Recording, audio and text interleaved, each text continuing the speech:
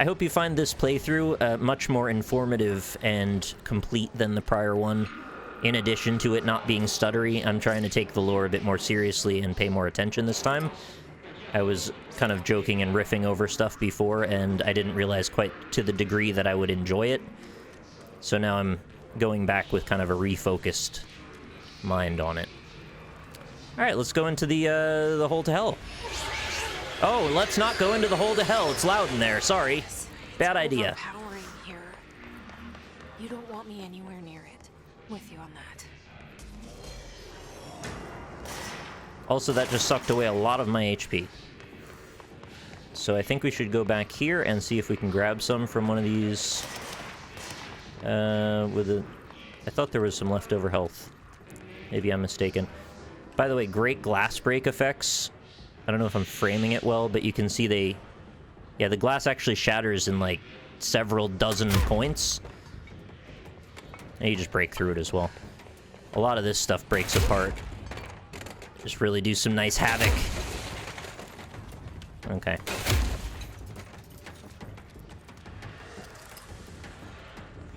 Where are you, my friends? I see a lot of light coming from that. I think that's a barrier, maybe?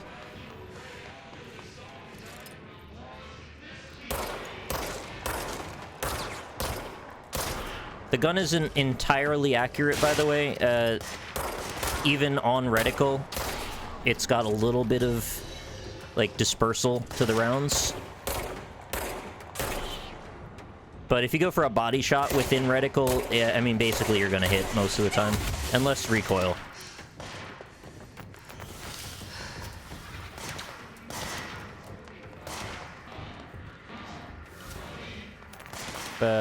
Oh, you're right in front of me.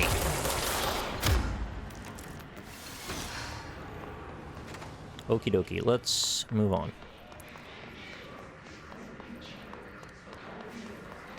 Every chair is Herman Miller. What a world.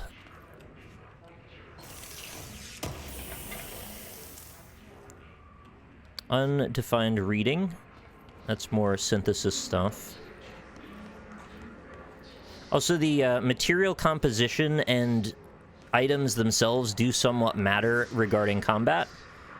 When I get telekinesis, I'll be able to pick up and throw something like this fire extinguisher, which will hit harder than something like this piece of wood or, you know, something light. There's not really any good examples here, but there's like cardboard boxes and crap. They don't really do any damage. And they also don't explode, which the fire extinguishers do.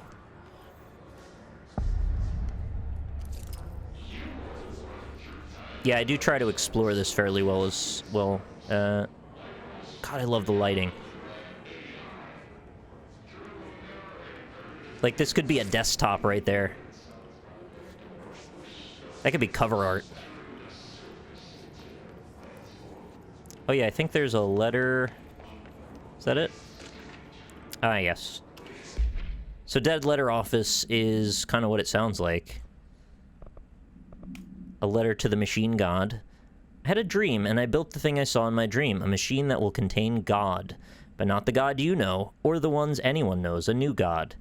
This machine will be his body, his heart, his mind. I made it just like the dream showed me. I used the motor from the refrigerator and the coils from my toaster, and the fans plus the timing belt from my car's engine and the wheels from my son's skateboard. God can't move yet, but the dream said he would learn how on his own. This is just a beginner's body, like a baby's, but a machine instead. God only needs a place to start. If you want to interview me, please contact me at the address on the envelope. My phone does not work anymore. I had to use the dialing plate on God. And this is info about that red barrier I talked about before, that you can't leave until combat concludes, basically. It's kind of a explanation for a gamified thing. So the Hiss resonance field is a physical impediment that is difficult to define. Hiss barriers appear as ways to impede escape or access by Bureau personnel. Two methods have been discovered for lowering them. Destroy the multiple concentrated resonance sources found in the vicinity, or destroy the Hiss entities in the area. And the resonance fields seem to require support for their size and density from other non-connected sources of Hiss resonance. Without the ability to draw from these sources, the barrier will fall. Does an inactive structure made of Hiss resonance qualify as a conscious being? Does the distinction make any difference when considering the hiss? What does the very act of building walls to prevent our movement tell us about the hiss? To what degree is it watching and planning? Refer to file redacted for full report.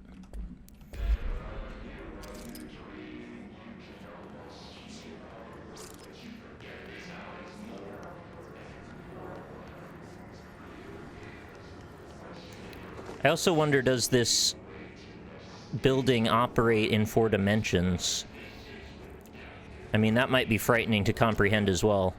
But with the ability to limit movement, access other locations, you know, hide itself, does this thing have some kind of, like, control over time as well? Because it doesn't seem that much further out. Greetings, Director Trench. I'd like to thank you for approving my request for the Dead Letters Archive. Cataloging the Bureau's collection of delinquent mail will provide an extremely handy database that research teams can use to search for any connections or related topics found among the letters. Aside from the more functional purposes, this archive will allow us to preserve these windows into authentic human encounters with the paranatural world. The letters come to us from various places and times gathered by the Postal Service as undeliverable. The Bureau is the perfect home for them. I realize not all letters contain accounts of genuine paranatural events, but even the erroneous ones allow us insight into how the unknown is perceived by real people. Of course, I will first compile a system to allow us to analyze the letters for any information or suspected connections to AWEs and other altered materials. So thank you again. Can't wait to delve into my dead letters. P. Bartwell.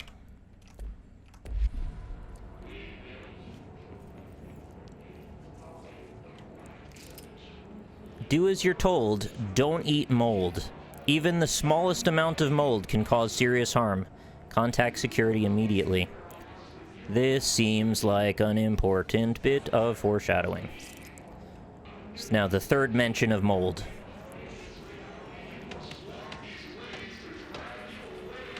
What about penicillin, though? Oh, treasure.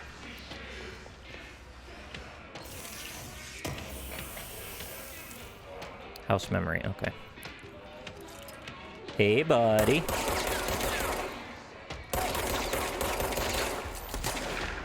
Seems kind of strange that we have to, like, fire through the barrier to then be able to hit them. But I guess I could melee them for the moment.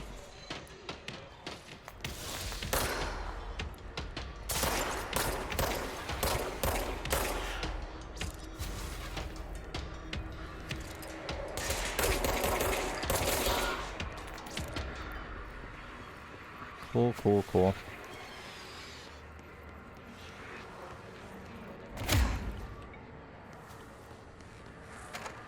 It's quite dark. See if we can light things up a little bit.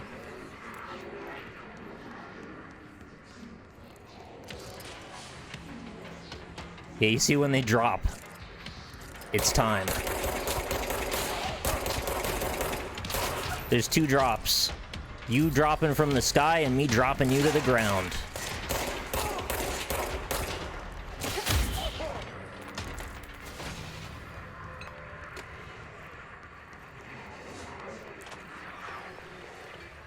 What's this? Just look at it. 8 inches wide and capable of storing a whopping 80 kilobytes. 80 kilobytes! Stolen by our friends at the CIA, the disk held the launch codes to Soviet nukes. I actually missed this the first time. This is not the disk, of course, but one exactly like it. A perfect fusion of concepts vibrating in the Cold War era collective unconscious. A receptacle. It is a receptacle for dangerous energies to hone in on, and they did. We don't have the details, but when things started flying around the disk, it was transferred to us. It's an object of power. OOP. Oops. Oh, and it can launch things telekinetically through the air. To date, we've launched maybe 3 dozen pencils. And once, we even launched a cup. Nice. I still can't get over how much data you can fit on that sucker. That's what's really impressive. Alright, let's cleanse this point so they stop chanting at us.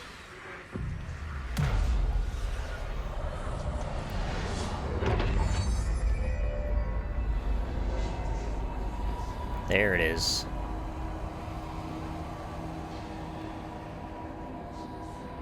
They were wise to use the transition from one fixed point to another and make it an animation rather than permanently dynamic.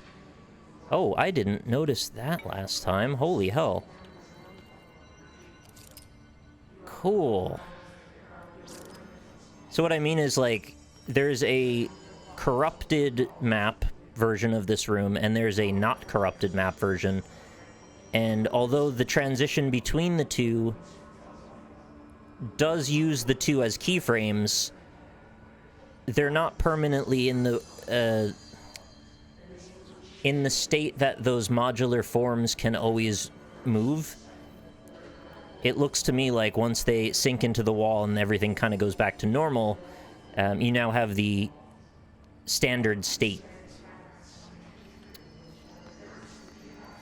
I don't know if this is being explained by me properly here, but okay. Communications. We're on the right track. I am disappointed, though, that you can't leave bloody footprints. I know you could say dried blood and stuff, but, like, there's fresh kills that don't leave footprints either. A lot of toilet paper going on in this place. I don't know if I'm jealous. Maybe it's just that government toilet paper money. Who's this guy? He doesn't look so well. It kind of looks like his eyes are in a slightly different angle than his face is. They made 2 states in a transition animation, and once the animation is complete, the first state is uninstantiated. Yeah, that's what I was trying to say. Thank you. Rather than always have those modular points available to animate, and then you'll see the seams of them. That's a barrier, by the way, if you couldn't tell. An object of power. Looks like the place have latched onto it. We need to cleanse it. Right, so launching is a thing. Let's reach the object of power and cleanse it. What do you say? It's trying to shoot me with pneumatic tubes, as you do.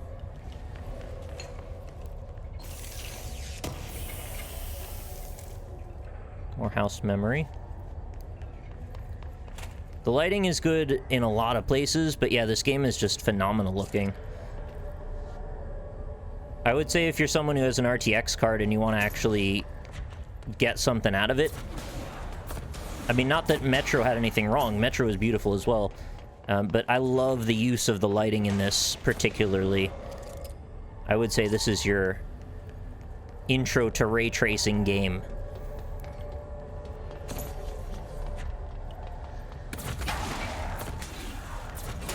I got tagged a little bit there, that's okay.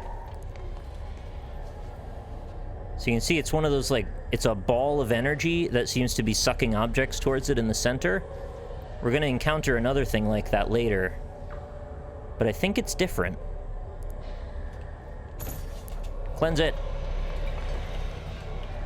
Give me the disc.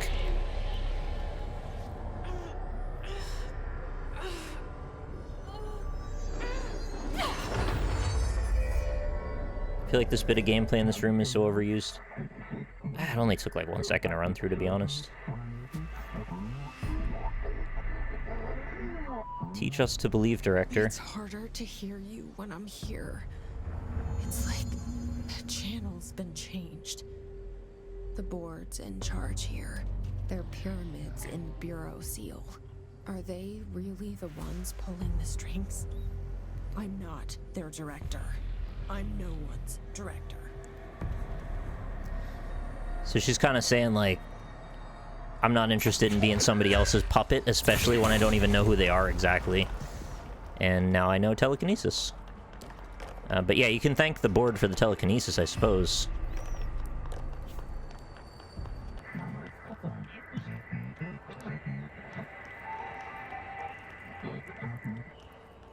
I quite like the muffledness of their speech.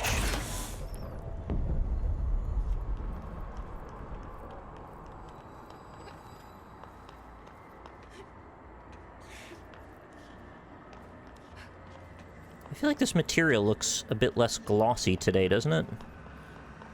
Maybe it's just the lighting in this area.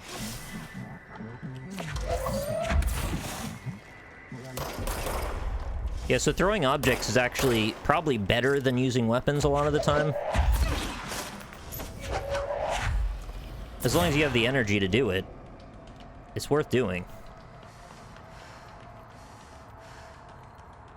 Oh yeah, I never thought about it as biotics, but yeah, it's not too far off, really.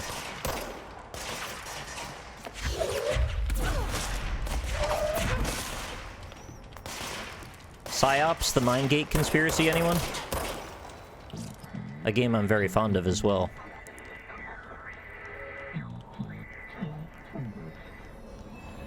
The environment is so cold, yet so organic. Do you see this as organic? I mean, it looks kind of like marble floor from an office building reconfigured into a bunch of really strange, like crystalline, you know, like salt cube kind of designs. Yeah, bismuth. Everything looks less specular today. It does. I'm not quite sure why. There you are. You were gone. Cut off. I got it. Just like you wanted, right? This will help me fight the hiss. Well, as long as it still looks satisfactorily decent. I fought the hiss. The hiss is piss. Take that, cardboard box. Take that, sandbag. Oh god, that one's got a rocket launcher.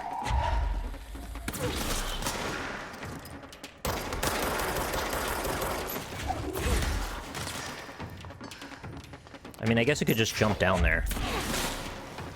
Just don't want to get overwhelmed and surrounded or something. Wasn't there one more?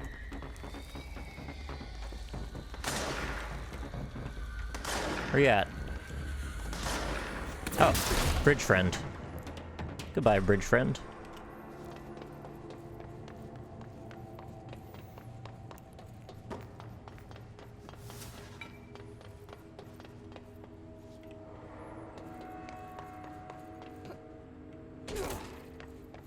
Probably didn't need to do that. So I think we get our level 1 security clearance, like, almost right now. Energy boost. Oh, that's okay, we don't need that.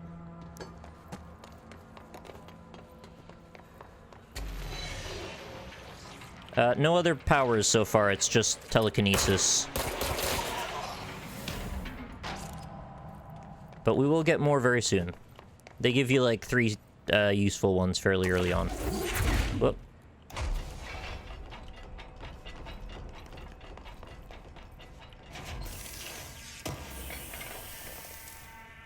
Shatter projectile boost. We're gonna get shatter soon as well. That's the, like the shotgun form of the gun. Book Club Samson. Let's read about Book Club Samson. Oh, and the Hess Demolition Expert, which we just encountered. The Bureau only allows certain highly trained individuals to handle our volatile materials and weaponry. Our demolition experts are instructed in the use of explosives in dimensions with distinct physical laws. So there are other dimensions. That's something. Making them important assets for engineering work as well as combat situations. Hiss demolition experts are the only observed Hiss variations to wield the specially built rocket-propelled grenade that is designed to identify and track redacted entities once fired, making them a threat whose termination should be prioritized in combat scenarios.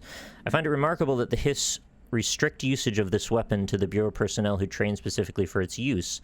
What does this tell us about its behavior? Can it not pass along new information to corrupted entities? Still too many unknowns. Refer to file blank for report. And the Ranger... expeditionary forces. His corrupted counterparts are equally formidable. Prior to corruption, Rangers are trained in the use of a variety of weapons in order to face any threat found during AW response or threshold exploration, including submachine guns, assault rifles, and automatic shotguns. So that's a new 3 threats to worry about. His Rangers utilize these weapons as well as the advanced tactics taught by Bureau instructors. Some are additionally outfitted with Bureau-made body armor. His Rangers have no observed paranatural abilities beyond some being protected by a shielding of dense Hiss resonance, capable of stopping bullets. Considering the advanced training the Hiss Rangers are capable of applying to their situation, is it feasible to consider the human mind still remains intact to some degree, or is the Hiss able to tap into the combat training and utilize it? Further observation required.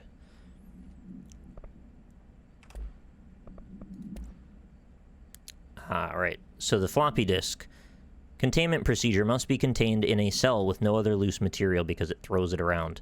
This object is an 8-inch diskette containing Soviet-era nuclear launch codes.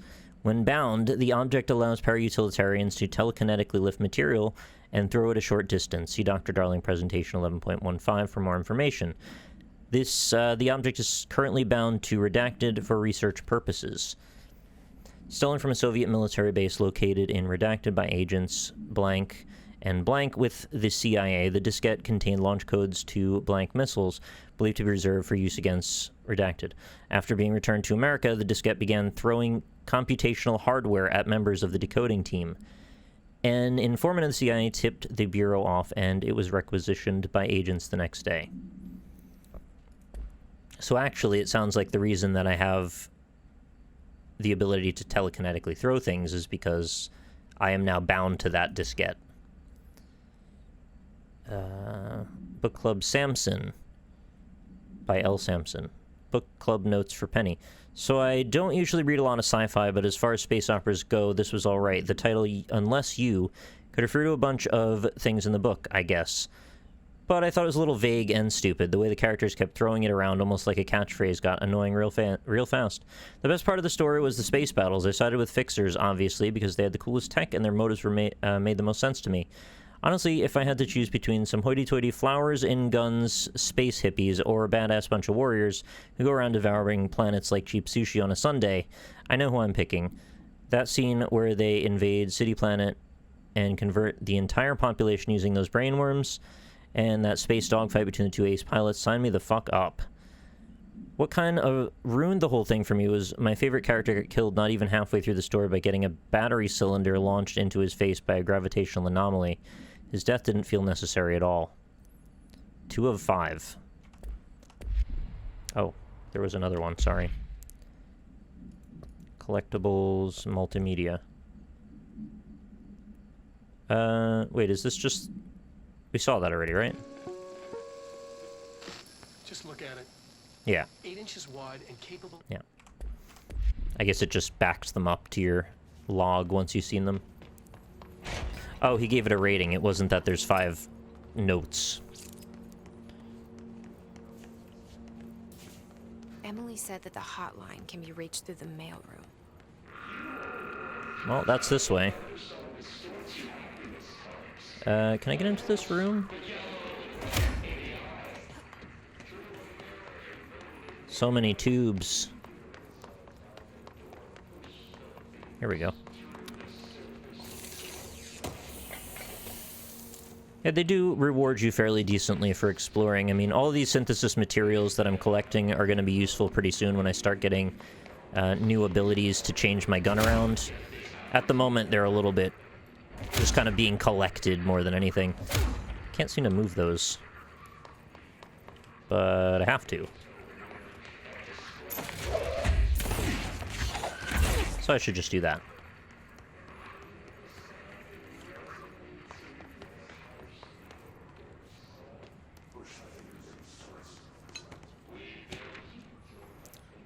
Tomasi, Willow AWE outcome.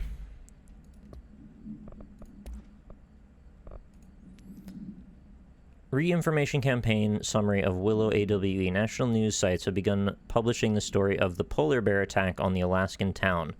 You all know I don't like to boast, but claiming that the family was killed by migrating polar bears desperate for food because of their ecosystem being ruined by global warming was a stroke of genius. Using current ecological concerns makes the public much less likely to redacted. So another AW behind us, and the public is none the wiser. Well done, everyone. It was a strong campaign and worked and perfectly executed. This doesn't mean we can stop monitoring redacted and redacted for any off-message opinions, but it's looking like we're in the clear. Tomasi out.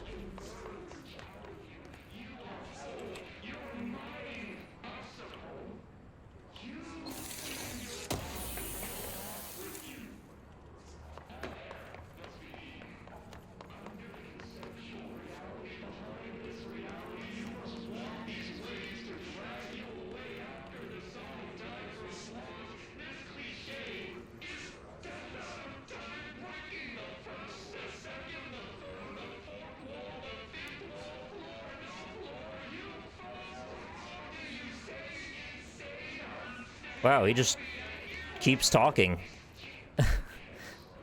I could actually hear most of what he was saying that time. I was kind of talking over it before, so I wanted to give it a second to go off. Here's our security card. This must open the door. Oh, God.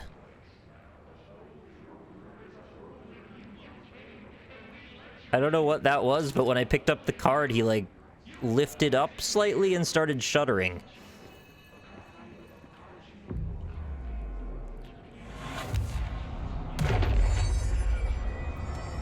Okay, sounds good, Tynex.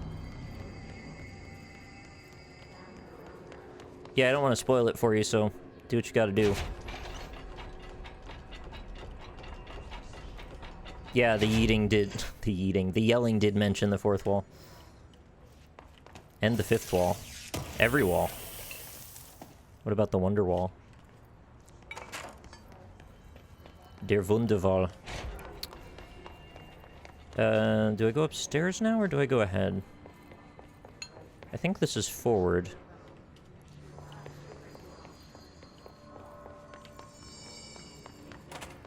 Check the bathrooms for goodies. Not usually a thing you say, to be honest. Not usually a lot of goodies in the bathroom. You got a broom.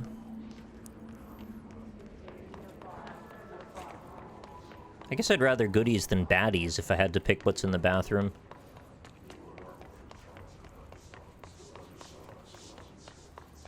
It loves you so much? Is that what that said?